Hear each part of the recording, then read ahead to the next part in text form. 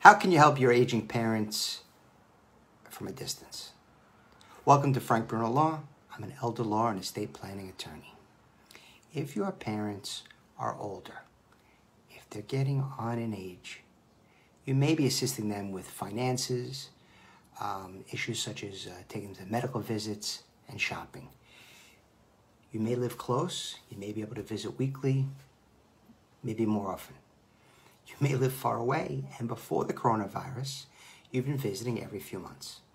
Either way, due to COVID-19, you may not be able to visit right now, even if you live close. Well, and that's either because flights aren't available, or you're working more, or you're homeschooling your children, or you're just protecting your elder and you're not going there because it's not safe, because you have to go out into the world. Either because you have an essential job, or you have to shop, you have to get food, right?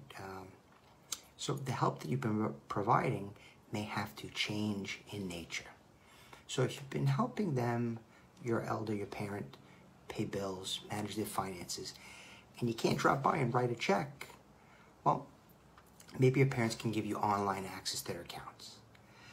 Technically, the bank or financial institution may not want you to share, the account holder's information or provide online access, but maybe you can FaceTime with your parents. You can have access to their screen, and if your parent provides you with their username and password, well, then you can help them.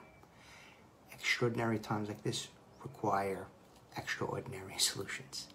If your parent doesn't have online access to their accounts, you should be able to set this up through a conference call, with your parent and the financial institution. So a little bit of a sticking point there might be TwoFactor Verification. Sometimes the institution might text you something, you have to put a code in. But if you could coordinate and facilitate with your parent, you could get the code on your cell phone or have on your parent's cell phone and let them give it to you. Perhaps you can even change the dual verification contact information. It may also make sense to have your parents' mail forwarded to you for the time being. I just did recently changed my office mail to go to my home. You might also want to go to e-bills to make it easier to pay online. It could be a temporary change of address with the Postal Service. They'll allow you to do that. Make sure you have online access to your parents' accounts. Preferably doing so under the financial institution's rules.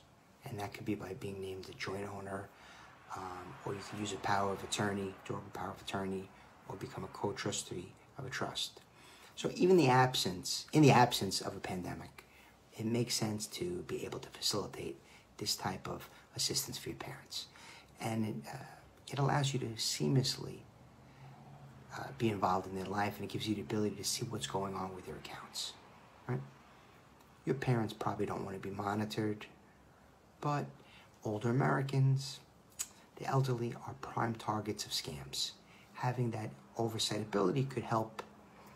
Really, you could discern if there are any issues with your parents' accounts, and you could intervene where appropriate. It also would allow your parents to handle their own finances just with your oversight. When things get back to normal, even though you have online access, you and your parents may want to go back to having you help them write checks. This could give them a sense of control and normalcy. It'll give you a chance to visit with them and make sure they're doing well, right? Sometimes we need that little extra push to visit our parents. Healthcare. So it's a little bit difficult to have virtual assistance with healthcare. It's more difficult in finances, doctors, offices, pharmacies. Due to HIPAA restrictions, may not be able to communicate with you.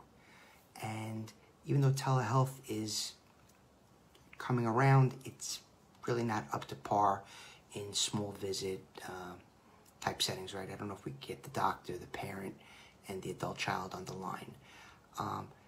But probably all non-emergency medical visits have been canceled at this point, at least for the duration of the pandemic. Once telehealth gets up and running, maybe you can meet the patient and Maybe we could do a Zoom call, right, with the patient and the doctor, or other small group meetings. Now, these sessions must be HIPAA compliant. Your parents' authorization to include you should also do the trick if they're with you and you're talking to them virtually. In general, you may be able to more easily communicate with your parents' providers if you have a healthcare proxy and a HIPAA release.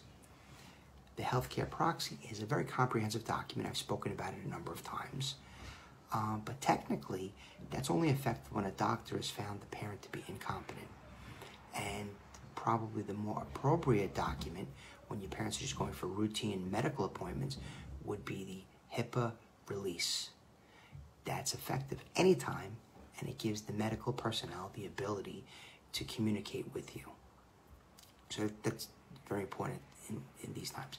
In addition, the healthcare proxy, you can only name one person, but the HIPAA release, you can name multiple people. So if my wife is helping her parents, they could also name me as a person on the HIPAA release, so that I could also intermittently help my mother-in-law, father-in-law. If you have any questions, if you want to talk about these, get some insight, please reach out to me. Shoot me an email, frank@frankbrunolaw. Thank you.